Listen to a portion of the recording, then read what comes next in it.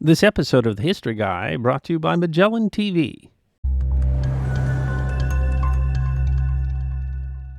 In 1800, London was the largest city in the world. More than 1 million people lived within the greater London area. It was the center of an empire that would only become more dominant over the course of the century. And so there, in the 19th century, London was among the first cities to face issues of urban growth that seem all too familiar in today's much more urban 21st century. And among those was getting between the banks of the River Thames, because those banks held the docks that received the bounty of the empire that came up the river from the channel. And if you built a bridge across the river, it could interfere with that important trade. And so in the early part of the 19th century, engineers began to explore the only other option. If you could not go over the River Thames, could you go under? It is history that deserves to be remembered. The forgotten Thames Tunnel is a hidden part of Britain, an island with a deep and rich history. And there are more secrets revealed in a great documentary series I've recently been enjoying on Magellan TV called Hidden Britain by Drone with Tony Robinson, where the renowned British broadcaster uses drones to explore parts of Britain not usually available to the public. From hidden bunkers to sprawling caves, see these secrets for the first time. I've talked to you before about Magellan TV, a true hidden treasure that is a rising star in the streaming world and the highest-rated documentary streaming app on Google Play. The reason that Magellan TV is so special is it's all about the drama of real life, the lives of ancient pharaohs, or critical battles in World Wars I and II, or soldiers who fought in the Civil War, or the battles for the control of the British Crown, or the Norman Conquest. In my opinion, Magellan TV has the largest and best collection of history shows anywhere. Run by documentary filmmakers, Magellan TV really is the best value of all these premium documentary streaming services that are out there today, both in price and in quality. Magellan TV adds more than 20 hours of new documentaries every single week. And History Guide viewers get a special offer of a 1-month free trial just by going to trymagellantv.com/historyguy. Start your free trial today and you can watch Hidden Britain by Drone with Tony Robinson. And don't forget that Magellan TV also offers membership gift cards that allow you to give the gift of TV that is worth watching. It's great for the holiday season, but for any occasion. I think I'll be sending one to my brother for his birthday, because he loves history too. In 1798, civil engineer Ralph Dodd, employed to do a survey of engineering works, first suggested a tunnel under the River Tyne in northern England. He suggested several other tunnels before he proposed a tunnel beneath the Thames between Tilbury and Gravesend. The military was especially interested in such a tunnel, which would allow the transfer of troops and material between Kent and Essex. And despite opposition complaining that we are invited down a steep ravine to leave the warm precincts of cheerful day to enter regions of utter darkness and cold obstruction, an act was passed to form a tunnel company, and a shaft was sunk in 1799. The entire project was a failure from the beginning. The engineers in charge argued over the design, and despite a stem pump, the tunnel was constantly full of water. By 1802, operations had stumbled to a close. In 1805, the Thames Archway Company was formed to dig another tunnel, beginning with a driftway that would drain the ground before they built a larger tunnel for traffic. At first, the project seemed to proceed much better than the last, but soft soil and quicksand soon made further digging impossible. The directors offered £500 for new plans, and 49 were presented to them. All were deemed unsuitable, and a report determined that an underground tunnel, which would be useful to the public and beneficial to adventurers, is impracticable. As with so many impracticable things, they would be proven wrong. Mark Isambard Brunel arrived in England in 1799, presented the Admiralty with a machine that could automate the production of ship blocks. The Royal Navy was struggling to produce enough to outfit their fleet, and his invention was quickly successful. 45 of the machines were installed at Portsmouth. Born in Rouen in 1769, Brunel had left France during the Revolution because he supported the monarchy. He has spent several years in America as the chief engineer of the city of New York and even submitted designs for the U.S. Capitol building in Washington. Though he was a prolific inventor, he was often involved in unprofitable projects and was not himself a good money manager. In 1817, a friend was aghast at the finances of Brunel's factory, reporting that it was a most extraordinary jumble, which you have certainly not understood. I should hardly have been more surprised than I am if one of your saws had walked into town. In 1821, he spent 88 days in a debtor's prison with his wife. His engineering work had already brought him fame, if not fortune, and he was contacted by Tsar Alexander I of Russia to build a bridge across the Neva River in St. Petersburg. It was an incredibly challenging engineering project. The river's 800 feet wide where the bridge was to be built and froze completely in the winter. Brunel first thought a bridge was impractical and instead seriously considered digging a tunnel. But the problems of the tunnel, though interesting, eventually gave way to the plan of an ambitious bridge. The bridge idea was dismissed by Alexander's ministers, but Brunel, wasting away in jail, decided that work in Russia would be better than his lot in England. "I must starve, or get employment here, or go to Russia," Brunel wrote. The threat of losing a talented engineer to Russia suddenly stirred the English government, and no less than the Duke of Wellington asked the Prime Minister what the government was doing to keep Brunel in England. The government paid his debts. Brunel's planning for the Neva Bridge had inspired him to consider tunneling, and in 1818 he published a patent specification for forming drifts and tunnels underground, along with Lord Cochrane. The patent described the problems of digging a tunnel for ground traffic, but also his thoughts on how to overcome them. Most important was what he called a great shield. He compared his process to the Teredo nivalis, or shipworm, a kind of mollusk that bores through wood by eating it and filling the hole behind with the excrement. His shields would be enclosed on 3 sides and hold up the excavation while miners worked to dig out the soil in front of them. The shield could then be ratcheted forward using hydraulic rams and could crawl forward having a tunnel behind them. "We may soon anticipate a speedy and total change in the face of the maps of this great metropolis," he said, referring to London. "The parish of Rotherhithe will soon display a scene of activity that is not to be witnessed anywhere else." Brunel had examined the work of the failed Archway Company, which had identified the soil strata. He believed the good blue clay lay in a layer under the river, and that the tunnel could be dug between the clay and the quicksand which had ruined the former attempt. To dig the tunnel, he planned a square shield made up of 12 frames that altogether could excavate a face of 380 square feet. The frames would resemble hollow books, each with 3 cells on top of one another where miners could work. At each end would be a shaft, 50 feet in diameter, where gently sloping stairs would allow entrance to the tunnel. Vehicle traffic in the form of carts and wagons would be enabled by great descents, spiral ramps that would descend to the tunnel level beneath the river. Mark's only son, Isambard Kingdom Brunel, was 16 when he began working with his father. He did a good amount of the engineering preparations in 1823 while the elder Brunel sought support for the project. Support abounded. Nearly everyone was excited about the new communication between the banks of the river. A committee was formed in 1824 to garner subscriptions, and within 3 days, the sum pledged to the amount of £179,900. Parliament passed a bill for making and maintaining a tunnel under the Thames, which granted royal assent on June 24, 1824. Brunel was made engineer to the company, and after surveying work, began the project in February 1825.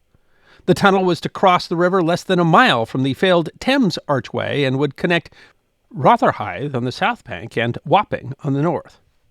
The first stage of the project was to sink the enormous shaft that would lead down on the south side of the bank. Brunel constructed an iron ring 50 feet in diameter above ground with a sharp edge against the ground. A 40-foot-tall brick wall was built on top of the ring. Workers removed soil from the ring's edge, which slowly sank into the ground under its own weight, like an enormous cookie cutter. As with nearly any engineering project, problems abounded. Brunel insisted on using Roman cement to seal the brickwork, but argued endlessly with the treasurer over the cost. A brick supply was difficult to obtain, and of an initial order of 500,000 bricks, only 53,000 were delivered. But the shaft continued to sink. One writer wrote that the crashing sound produced by the entrance of the iron curb into the gravel, being reverberated from the walls of the tower, had a striking, not to say startling, effect.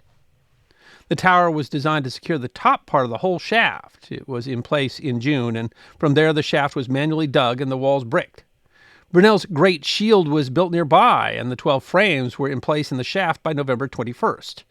The 12 frames were moved into place, each to hold around 50 tons of earth and river above them as they slowly tunneled forward. The process was for the odd-numbered frames to slowly dig forward about 4 inches, placing boards to shore up the walls as they went. Once done, great screw jacks braced against brickwork behind them shoved the frame forward against the new wall. Next, the even-numbered frames repeated the process, and the entire shield shambled forward like a 12-footed beast. Behind them, brickwork was continually laid.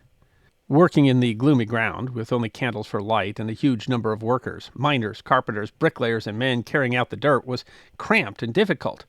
12,000 bricks were laid for each foot the tunnel advanced. The largely illiterate and untrained miners struggled to take care of the complex shield, and parts of it were often damaged. At times, they could progress as far as 12 feet a week, but at others, problems kept them to mere inches. Construction quickly fell behind, and it became clear the tunnel was unlikely to be completed in the estimated 3 years.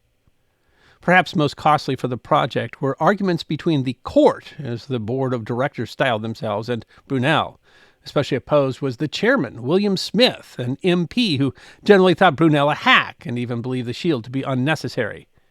Burgeoning costs inspired the company to allow visitors into the tunnel, which brought in hundreds of onlookers a day to view the work. The money was necessary, but not enough. Brunel made preparations to seal the tunnel as work continued at a crawl. Brunel's son, Isambard, was especially vital, and in 1826 became the resident engineer, essentially in charge of day-to-day operations. Problems never ceased. In May of 1827, miners went on strike protesting cuts to their wages. The same month, the greatest of their troubles began. Isambard was in the tunnel when the roar of water drowned out all other sound.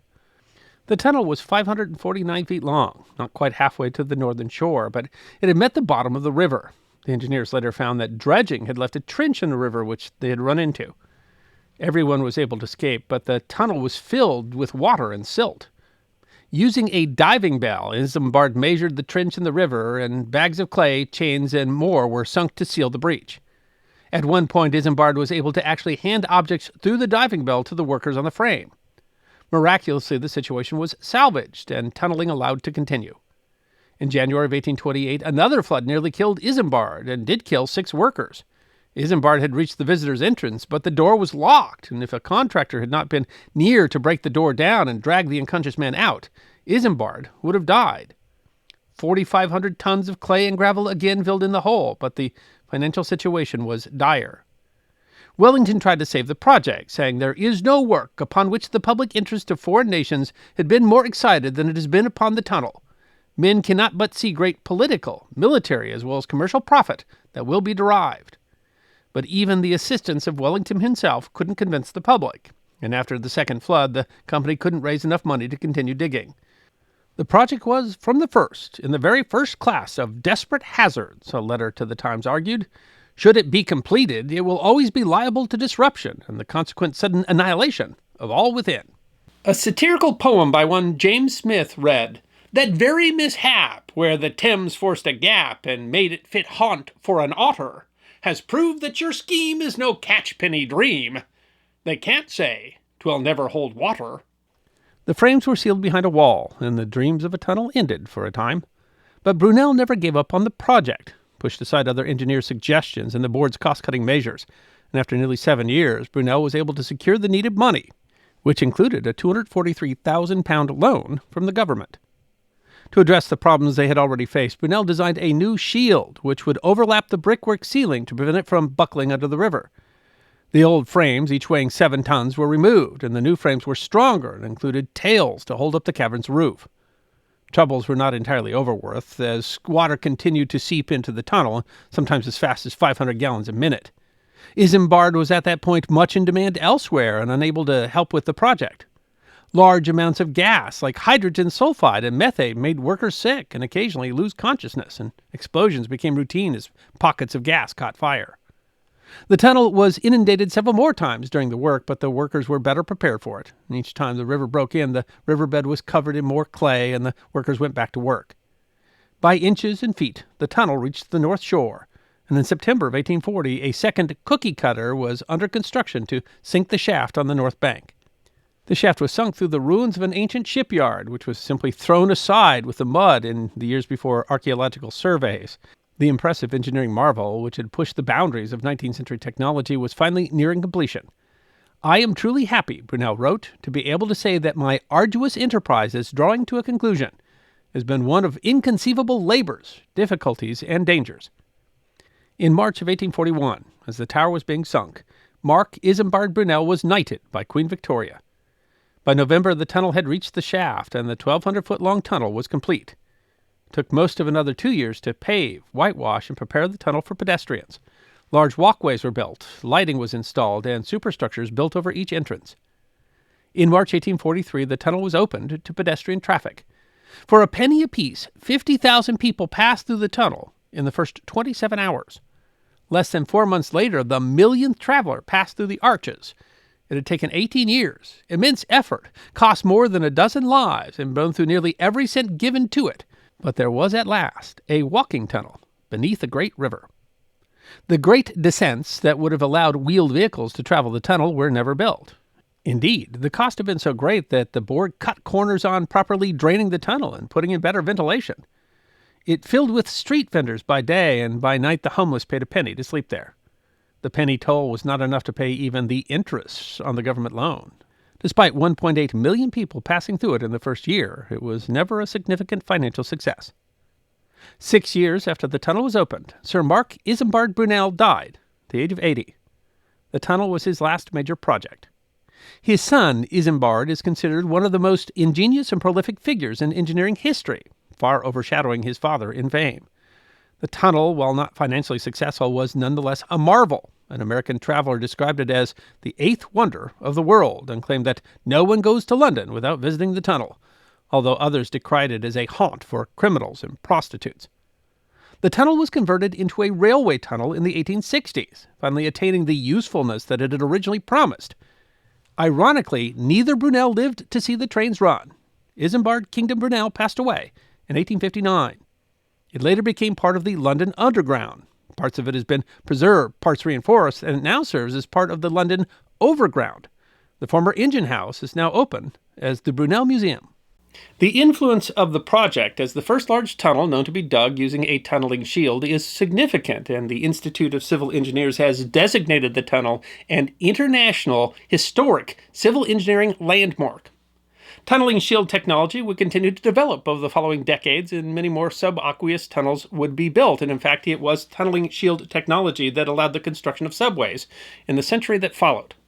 And the American Society of Civil Engineers notes that Brunel's original tunnels are still the most watertight part of the London Underground system. But perhaps the most impressive part of the entire project was Brunel's persistence, because without that, the project almost certainly never would have been completed. I hope you enjoyed this episode of The History Guy. Check out our community on thehistoryguyguild.locals.com, our webpage at thehistoryguy.com, and our merchandise at teespring.com, or book a special message from The History Guy on Cameo. And if you'd like more episodes on forgotten history, all you have to do is subscribe.